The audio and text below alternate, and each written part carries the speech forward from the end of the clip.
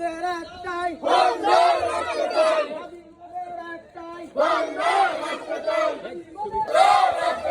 দাবি মোদের একটাই মোদের একটাই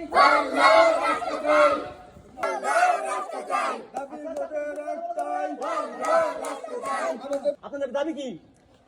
আমাদের দাবি একটাই, ফলদার রাষ্ট্র চাই। ফলদার রাষ্ট্র চাই। আমাদের দাবি একটাই। তাদের সাথে কথা বলে জানলাম তারা ফলদা নামক একটি রাষ্ট্রের দাবিতে আন্দোলন করতেছে। তো তাদের কাছে আমার একটা প্রশ্ন, আপনারা যে ফলদা রাষ্ট্র চাইতেছেন, আপনারা আপনাদের রাষ্ট্রের আওতাধীন কোন কোন এলাকা চাইতেছেন?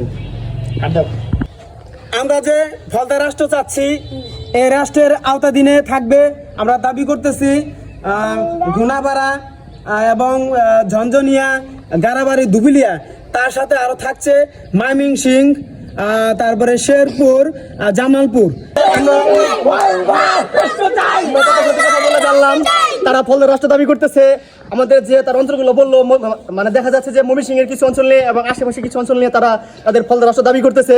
তো তাদের কাছে আমার আরেকটি প্রশ্ন থাকবে, আপনারা যাদের রাষ্ট্র দাবি করতেছেন, আপনাদের রাষ্ট্র পরিচালনার ক্ষমতায় কে কে থাকবে যদি একটু বলতেন।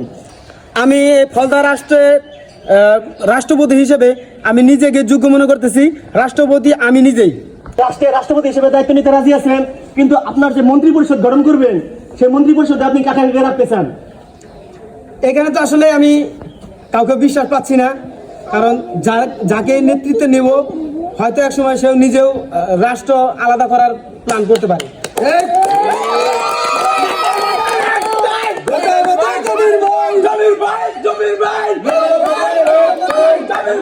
জমির ভাই